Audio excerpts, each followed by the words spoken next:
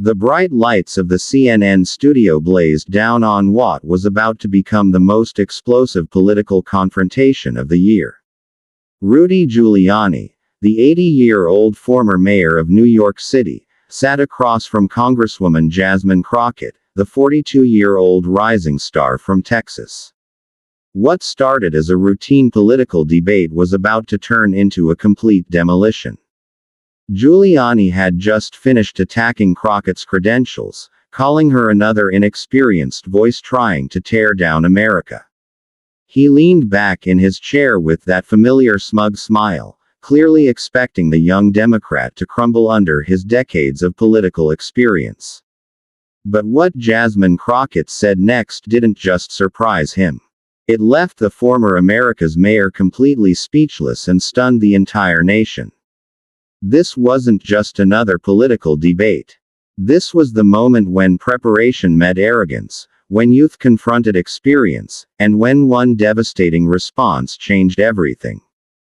Before we dive into this incredible showdown, make sure to hit that subscribe button and let us know in the comments where you're watching from, because what you're about to see will have everyone talking.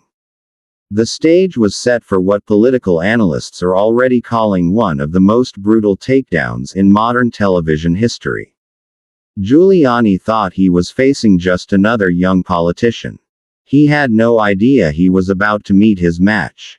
Rudolph William Louis Giuliani walked into that CNN studio carrying the weight of what many considered a legendary political career. At 80 years old, he was once America's mayor, the man who led New York City through the dark days after the 11th of September 2001. His tough guy persona and no-nonsense approach had made him a household name across the country. But that was decades ago. In recent years, Giuliani's reputation had taken serious hits. His role as Donald Trump's personal attorney had led to legal troubles, disbarment proceedings, and countless controversies. Still, he carried himself with the confidence of someone who believed his experience and name recognition would intimidate any opponent, especially a young congresswoman from Texas. Giuliani had appeared on countless shows, debated seasoned politicians, and faced down some of the toughest interviews in political media. In his mind, this would be just another easy victory against what he saw as an inexperienced politician who got lucky in an election. Jasmine Felicia Crockett represented everything that the old guard of politics feared. She was young, brilliant, fearless, and completely unimpressed by traditional power structures. At 42, the Texas congresswoman had already made waves in Washington with her sharp questioning during committee hearings and her ability to cut through political nonsense with surgical precision. But Crockett wasn't just another politician. She was a former public defender and civil rights attorney who had spent years fighting for justice in courtrooms across Texas. She knew how to handle hostile witnesses, how to break down complex arguments, and most importantly, how to stay calm under pressure while delivering devastating cross-examinations.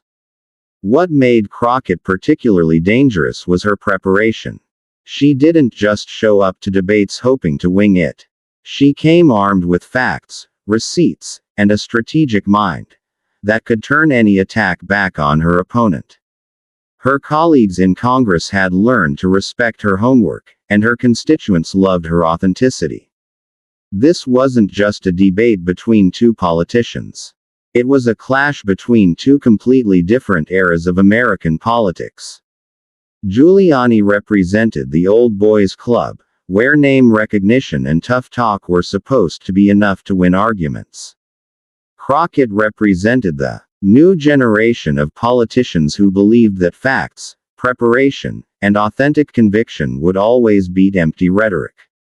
The topic of their debate was particularly charged: criminal justice reform and accountability for public officials. It was territory where both had strong opinions, but where their approaches couldn't have been more different. Giuliani wanted to relitigate his tough-on-crime legacy from the 1990s, while Crockett was focused on modern solutions to systemic problems. CNN had built this as a discussion about the future of American justice, but everyone in that studio could feel the underlying tension. This was really about whether the old ways of doing politics, relying on reputation and intimidation, could still work against a new generation that refused to be impressed by anything other than results. The audience was split between Giuliani's supporters who remembered his post-9/11's leadership and Crockett fans who had watched her viral committee moments online. Both sides were ready for their champion to dominate, but only one would leave the studio victorious. Your little committee moments might play well on social media. But this is the real world. This is where grown-ups make actual decisions that affect real people's lives. Crockett remained perfectly calm, but those who knew her well could see the slight tightening around her eyes that meant she was about to unleash something devastating. Mr. Giuliani, since you want to talk about the real world and grown-up decisions, maybe we should discuss some of the decisions you've made more recently. Should we talk about your legal troubles, your involvement in spreading election misinformation, or maybe we should discuss how you've spent the last few years? The studio fell silent. Even the camera operators seemed to sense that something significant was about to happen. Giuliani's confident smirk faltered for just a moment before he tried to regain his composure. "I'm not here to discuss frivolous lawsuits and political witch hunts," he said. But his voice lacked its earlier conviction. "Is that what we're calling it?" Crockett asked, her eyebrows raised in genuine surprise. "Because I have some documents here that might suggest otherwise." She reached into her folder and pulled out a stack of papers, placing them carefully on the table in front of her. The movement was deliberate and theatrical. She knew the cameras would focus on those documents, and she knew Giuliani would be wondering what they contained. "But before we get to that," she continued, "let me address your point about experience and tough decisions. You're absolutely right that this is the real world and that real decisions affect real people. So, let's talk about some real people, shall we?" The moderator tried to regain control of the interview, but both participants ignored him. The tension in the studio was electric, and everyone could sense that they were witnessing something special. Giuliani was no longer leaning back confidently in his chair. He was sitting up straight, his eyes fixed on those documents, clearly trying to figure out what Crockett had prepared. For the first time since the interview began, he looked genuinely concerned. "What are you getting at, Congresswoman?" he asked, trying to sound dismissive, but failing to hide the uncertainty in his voice. Crockett smiled again. And this time, it wasn't the polite smile of a politician. It was the smile of a prosecutor who had just caught a witness in a lie. "Oh, I think you know exactly what I'm getting at, Mr. Giuliani. But since you want to play this game, let's play it properly." Jasmine Crockett looked down at her carefully organized documents, then back up at Giuliani with a kind of calm confidence that only comes from being absolutely prepared. The studio lights seemed to intensify around her as she prepared to deliver what would become one of the most talked about moments in recent political television. "Mr. Fort Giuliani, you've spent the last 15 minutes questioning my experience and suggesting that I don't understand the real-world consequences of criminal justice policies. You've implied that my work as a public defender was somehow less valuable than your work as a prosecutor and mayor. So, let me ask you a direct question." She paused, letting the tension build. Every camera in the studio was focused on her, and even the crew members had stopped what they were doing to listen. "In your opinion, should public officials be held to the same standards of justice as everyone else? Or do you believe that certain people, perhaps those with political connections or famous names, should be treated differently by our justice system?" Giuliani shifted uncomfortably in his seat. The question seemed simple enough, but something about the way Crockett asked it made him suspicious. Of course, everyone should be held to the same standard, he replied, trying to sound confident. Justice is blind, as they say. That's been my philosophy my entire career. I'm glad to hear you say that, Crockett said, her smile widening. Because that brings me to something I think our viewers would be very interested to discuss. Crockett picked up the first document from her stack, holding it so the cameras could see it clearly. This is a court filing from the State Bar of New York dated just 6 months ago. It details the proceedings that led to your law license being suspended. Giuliani's face immediately darkened. That was a political hit job and you know it, he snapped. They targeted me because of my association with President Trump. Really? Crockett asked, her tone suggesting genuine curiosity because according to this document, the suspension was specifically related to your making false statements about the 2020 election, statements that you made repeatedly in court filings and public appearances without providing any credible evidence. She looked up from the document directly at Giuliani. Now, as someone who spent years as a prosecutor, you understand the importance of evidence in making legal claims, don't you?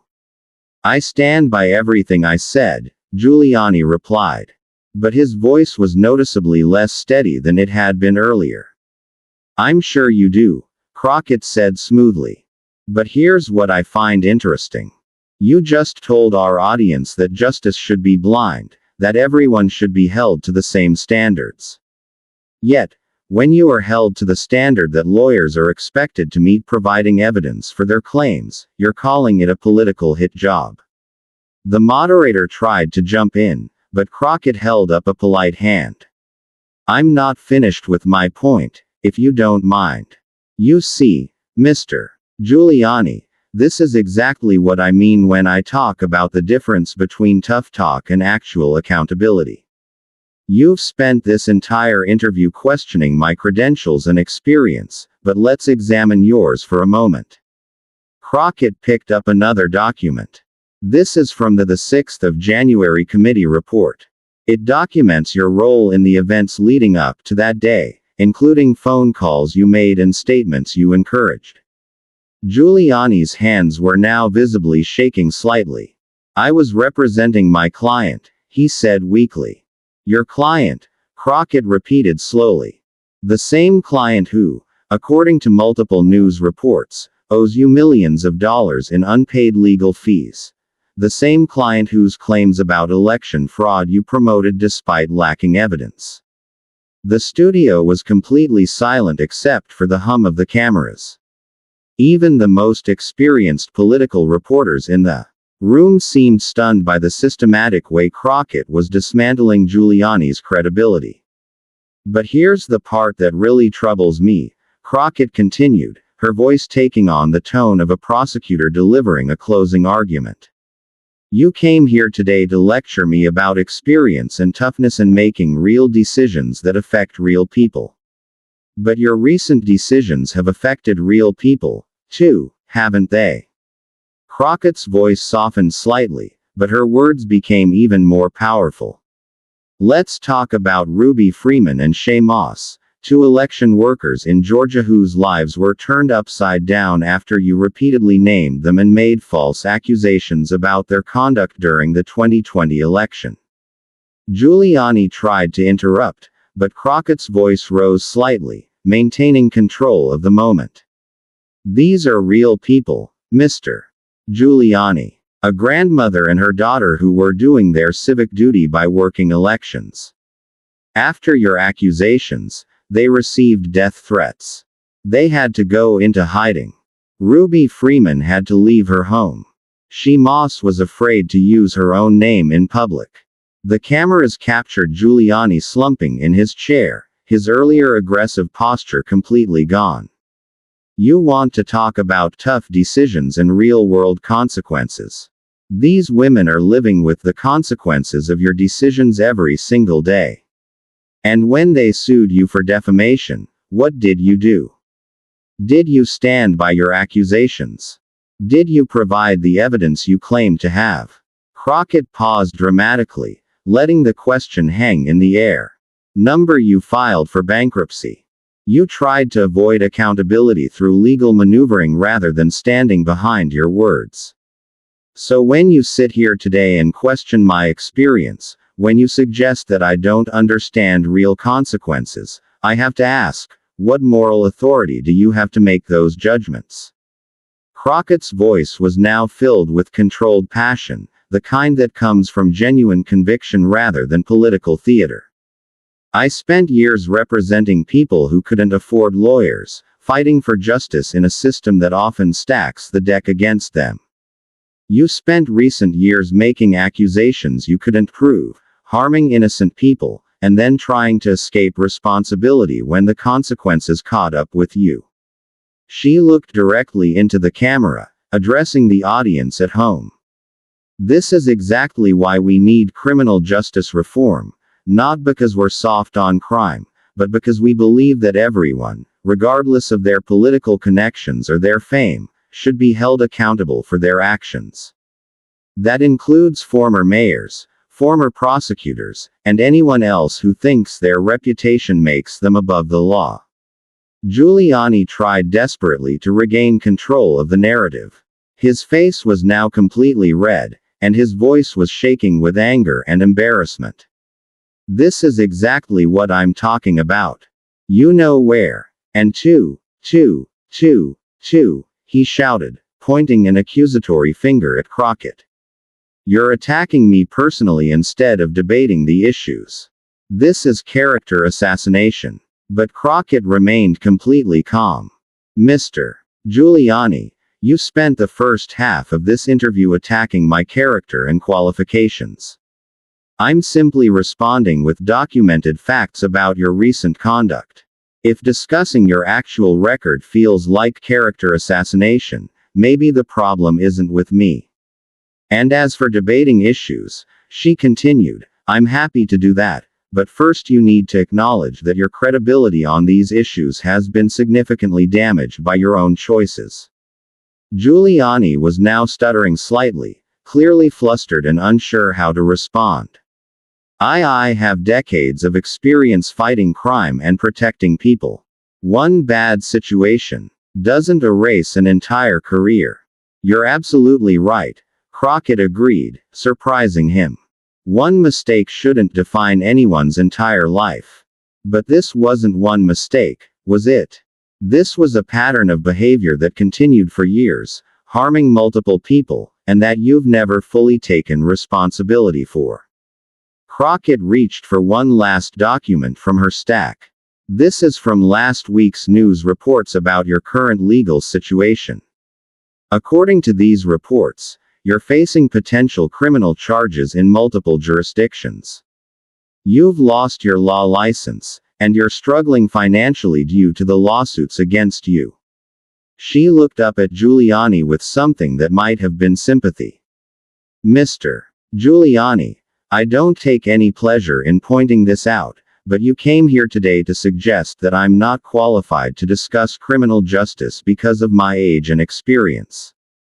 The reality is that you're currently the subject of criminal justice proceedings yourself. Giuliani was now completely speechless, his mouth opening and closing without any words coming out. So maybe, Crockett concluded, instead of lecturing young politicians about toughness and experience, you should focus on getting your own house in order. And maybe, just maybe, you should consider that the people you're dismissing as inexperienced might actually have some valuable insights about accountability and justice. The studio erupted in scattered applause from some audience members, while others sat in stunned silence. The moderator finally found his voice again, but the damage was done. Giuliani sat there looking completely defeated. All his earlier bluster and confidence completely evaporated. Crockett calmly gathered her documents and placed them back in her folder. Looking every bit the seasoned prosecutor who had just delivered a perfect closing argument. The silence in the CNN studio was deafening for several seconds after Crockett finished speaking. Nobody moved. The cameras continued rolling, capturing Giuliani's stunned expression and Crockett's calm confidence. Even the seasoned moderator seemed unsure how to proceed after witnessing such a complete demolition. When Giuliani finally found his voice, it was barely above a whisper. I came here to discuss policy, not to be personally attacked, he mumbled, his earlier aggressive posture completely gone. Crockett leaned slightly forward, her voice gentle but firm. Mr. Giuliani, with respect, you opened this conversation by questioning my qualifications and experience. I simply responded with documented facts about your recent conduct. That's not a personal attack. That's accountability. The few audience members who had been supportive of Giuliani at the beginning of the interview were now sitting in uncomfortable silence. Even his most loyal supporters seemed to recognize that something significant had just happened.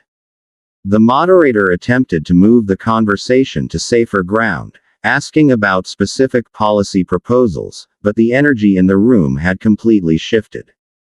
Giuliani's responses to subsequent questions were rambling and unfocused, while Crockett continued to speak with the precision and authority that had just made her a political sensation. Within minutes of the interview airing, social media platforms exploded with clips, reactions, and analysis.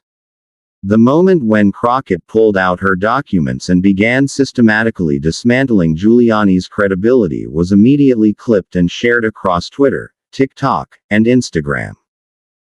Crockett destroyed Giuliani began trending on Twitter within 30 minutes, accompanied by clips of the most devastating moments from the exchange. Political commentators from both sides of the aisle were forced to acknowledge the effectiveness of Crockett's performance. One viral tweet read, "Jasmine Crockett just gave a masterclass in how to handle a bully with facts and preparation. This is what accountability looks like." Another popular post showed side-by-side images of Giuliani at the beginning and end of the interview with the caption, "When you underestimate your opponent and find out why they don't play games." Conservative commentators tried to frame the exchange as an unfair ambush, but even many right-leaning observers admitted that Giuliani had been outclassed. A Fox News contributor tweeted, "Whatever you think of the politics, you have to respect the preparation." Crockett came ready for war. The clips were particularly popular on TikTok where younger users praised Crockett's calm but devastating approach. "This is how you handle disrespect" became a common theme in the comments, with many users noting how Crockett never lost her composure even while delivering crushing blows. The interview's impact extended far beyond social media. Democratic Party leaders who had already recognized Crockett as a rising star began talking about her as potential presidential material. Her performance demonstrated not just her ability to handle hostile questioning, but her mastery of the kind of political theater that dominates modern American politics. Chuck Schumer's office released a statement saying, "Congresswoman Crockett once again demonstrated why she's one of our party's most effective communicators. Her ability to combine passionate advocacy with factual precision is exactly what we need in today's political climate." Republican strategists were forced to acknowledge that their party's older guard might not be prepared for the new generation of Democratic politicians. A GOP consultant speaking anonymously to Politico said Giuliani walked into that studio thinking he was facing some naive freshman congresswoman. Instead, he met a former prosecutor who had done her homework. It's a lesson for all of us. The interview also sparked broader conversations about accountability and the rule of law. Legal experts noted that Crockett had managed to explain complex legal concepts in accessible terms while making a powerful argument about equal justice under law. Political analysts spent the following week dissecting every moment of the exchange. CNN's own post-interview analysis called it one of the most effective political takedowns in recent memory.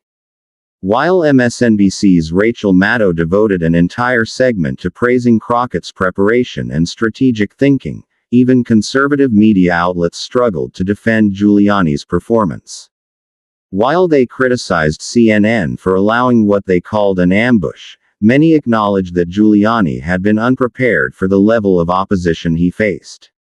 A former Republican operative told The Washington Post, "Rudy went in there expecting to bully a young congresswoman with his reputation and experience. Instead, he got schooled by someone who had actually done her homework. It's embarrassing for our entire movement." Legal experts were particularly impressed with how Crockett had used Giuliani's own legal troubles to undermine his moral authority on criminal justice issues. Harvard law professor Lawrence Tribe tweeted, "Brilliant legal and political strategy. She didn't just attack his credibility. She systematically dismantled his standing to criticize others." For Jasmine Crockett, the interview became a defining moment that elevated her from rising star to national political figure. Speaking requests poured in from across the country, and her fundraising numbers skyrocketed. More importantly, she had demonstrated the kind of political skills that suggested she could be a major player in national Democratic politics for decades to come. The interview also showcased her ability to handle high-pressure situations without losing her composure, a crucial skill for any politician with national ambitions. Democratic Party insiders began quietly discussing her potential for higher office, with some suggesting she could be a vice presidential candidate in the next election cycle. For Giuliani, the interview represented another devastating blow to a reputation that had already been severely damaged. The clips of him sitting speechless as Crockett methodically destroyed his credibility became symbolic of his fall from America's mayor to a cautionary tale about the dangers of unchecked political ambition. Political obituaries began appearing in major publications, with many suggesting that the interview had effectively ended whatever remained of Giuliani's political career. A New York Times analysis called it the final act in a tragic political decline, while the Wall Street Journal described it as a humbling reminder that reputation without substance cannot survive sustained scrutiny. The exchange became a case study in political communication programs across the C-minder country. Communications professors used it to demonstrate the importance of preparation, the power of documented evidence, and the effectiveness of remaining calm under pressure. The interview also highlighted the generational shift happening in American politics.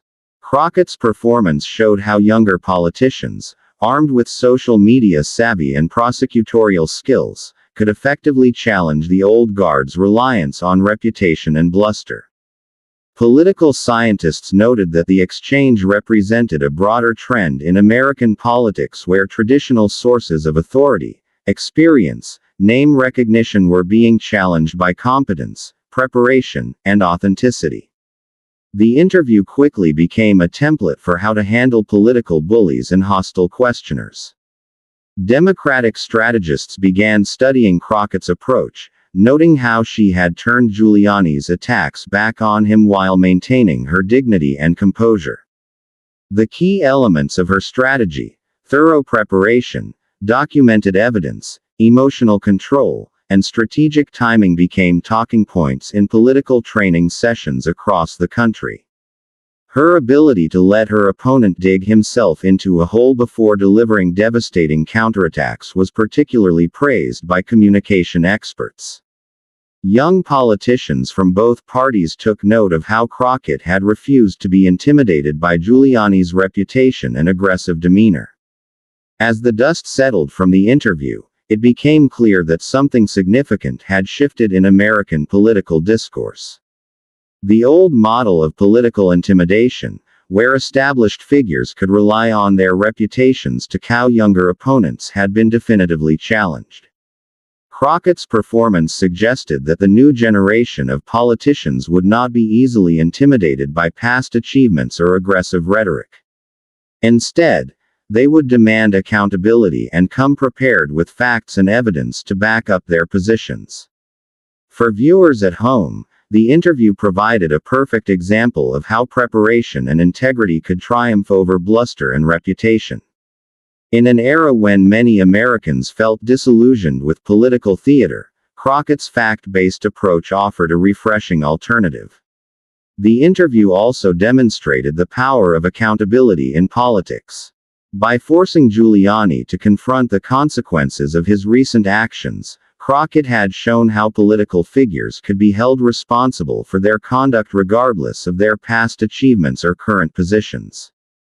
As political observers continued to analyze the exchange, one thing became clear. Jasmine Crockett had not just won a debate. She had provided a road map for how to effectively challenge political bullies and demand accountability from public figures. The question now was whether other politicians would learn from her example and whether American voters would continue to reward preparation and authenticity over empty rhetoric and past achievements. The confrontation between Jasmine Crockett and Rudy Giuliani became more than just a memorable television moment, became a defining example of how political discourse could evolve in a positive direction.